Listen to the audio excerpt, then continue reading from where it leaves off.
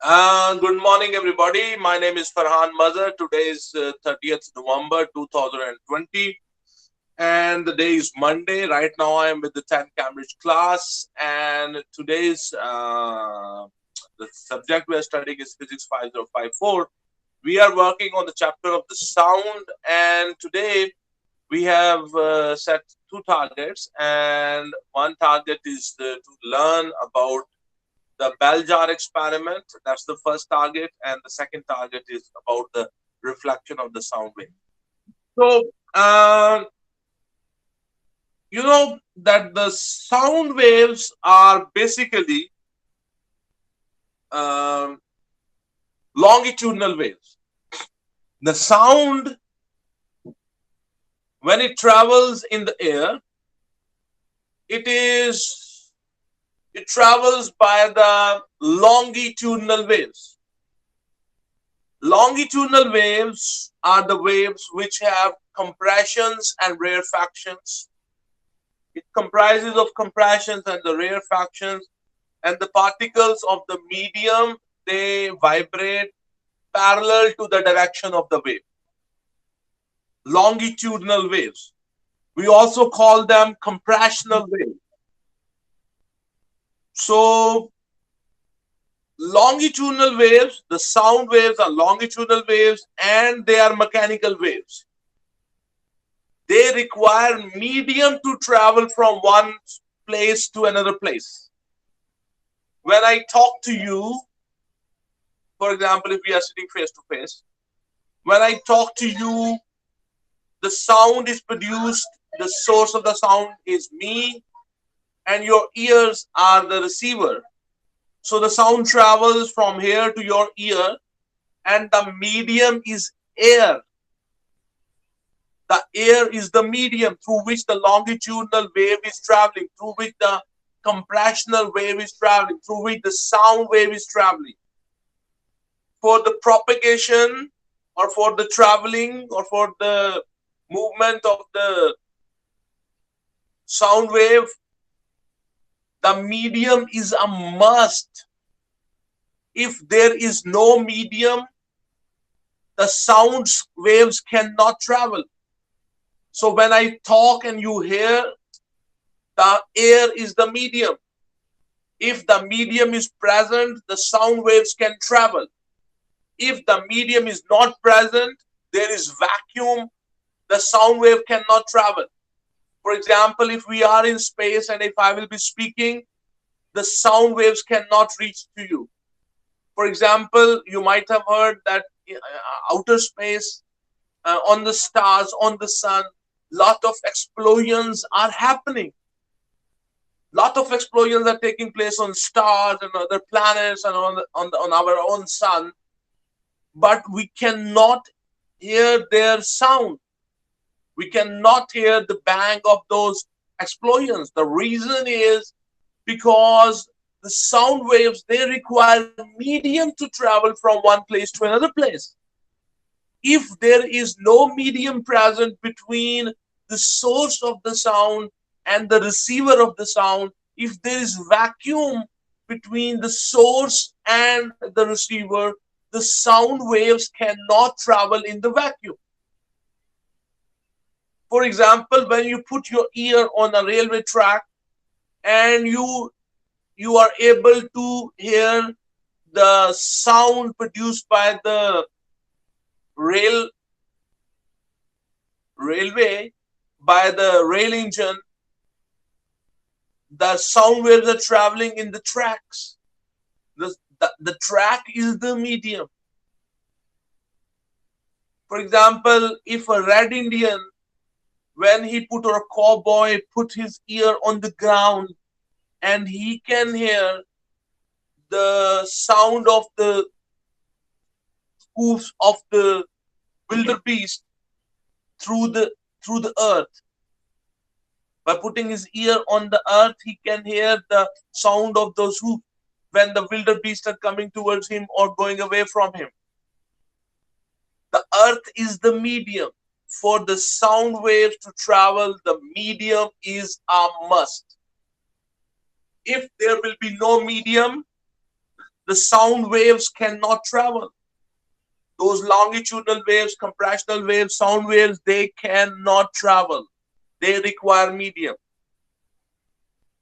For example, when the blue whale makes a sound in the water, in the ocean, the other blue whales miles away, they are able to hear that sound. The reason is that the water is the medium through which the sound of the whale travels. The longitudinal sound waves, they are traveling, and the medium is water.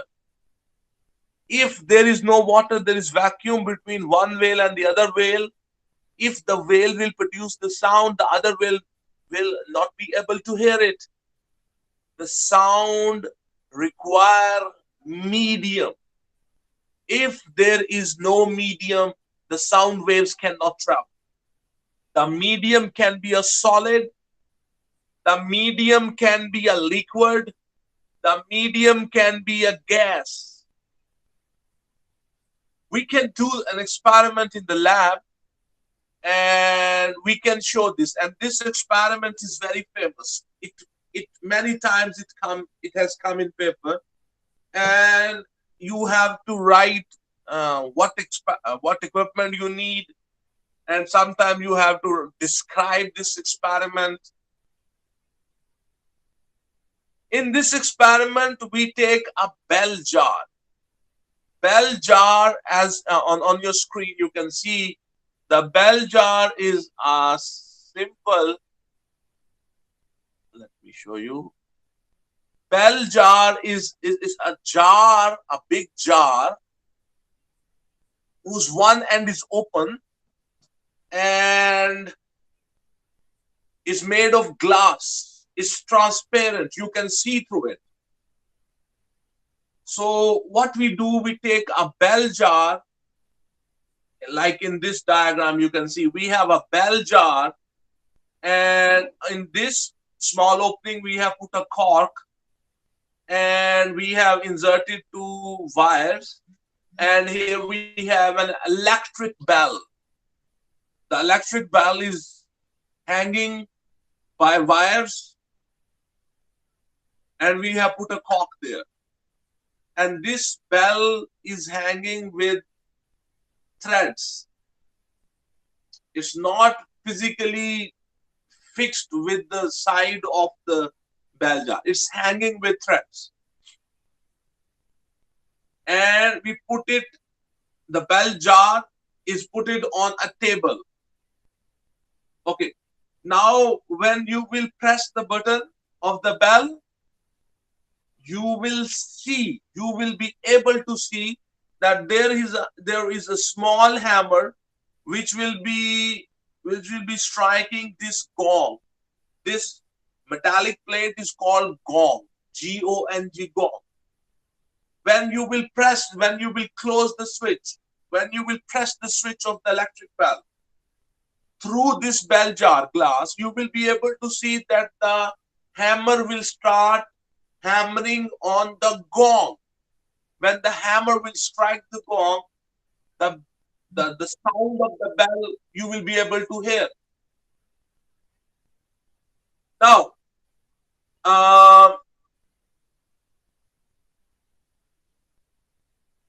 here in the table, we have a small hole. And through this hole, by using a vacuum pump, you start taking out the air which is in the bell jar. So what I have done here, this bell jar was on a table and there is a small hole. You can see there is a small hole. And with this hole, we have attached a vacuum pump. And when you will switch on the vacuum pump, you see the vacuum pump will suck out the air. So when you are doing this process, another thing which you have to do, you have to put some grease on this edge. This bell jar edge which touches the table, on that edge we put some grease. Why we put some grease? So to make it airtight. We put the grease on the edges of this bell jar and then we put it downward. Why we put grease here? So that the the bell jar and the table, they become that the bell jar actually becomes airtight. No air from these edges can go out. No air from these edges can come in. Okay. So when the bell jar is like this, you have attached a vacuum pump with it. Now switch on the vacuum pump. So what will happen? The vacuum pump will suck out the air. You will, and then press the button when you switch on the vacuum pump, switch on the bell also. So what you will observe that the hammer is striking. The hammer is striking the gong, the bell. You will be able to see that the bell is ringing. But as the vacuum will continuously working, the sound which you hear, that will gradually go faint, fainter, and faintest. As the vacuum will be sucking out the air from the bell jar, the sound you will be hearing will gradually decrease. The volume of that sound, the loudness, the sound will become fainter and fainter and fainter. And at some point, when the vacuum is working, when all the air has been sucked out, when all the air from the bell jar has been sucked out, what you will observe that the bell is still ringing, because you have the switch of the bell. You have pressed this bell. You have closed the switch of the bell. You are able to see that the hammer is striking the gong. So it means the bell is ringing. But when all the air is out, the hammer is striking the gong, but you will hear no sound. The hammer is striking the gong, the bell is definitely ringing. We are able to see through the bell jar glass, but we hear no sound. The reason is because you have created vacuum in the bell jar. When there is a perfect vacuum in the bell jar, there is no medium for the sound which is produced by the bell to travel. When around that gong there is perfect vacuum, then there is no medium left in the bell jar through which the longitudinal waves can travel. So at the end, what will happen when there is a perfect vacuum in the bell jar? You will be able to see the hammer striking the bell jar, the hammer striking the gong of the electric bell, but you will not be able to hear the sound of the bell. And the reason is simple. Because now there is perfect vacuum, there is complete vacuum inside the bell jar around the electric bell. So there is no medium available for the sound waves to travel. The sound wave is produced, but there is no medium for the propagation of the sound wave. So by this experiment, we show that the sound waves, for their propagation, for the sound waves, for their traveling, the medium is required. If there will be no medium, there will be the sound waves will not travel. So I hope that you have understood this experiment. Gee, do you understand this? Yes, sir. It's clear to you? Yes, sir. Clear. Okay. So this was one experiment, and that is called the bell jar experiment. So I hope that now you will be able to, because this is from exam point of view, it is very, very important. So let me stop the recording.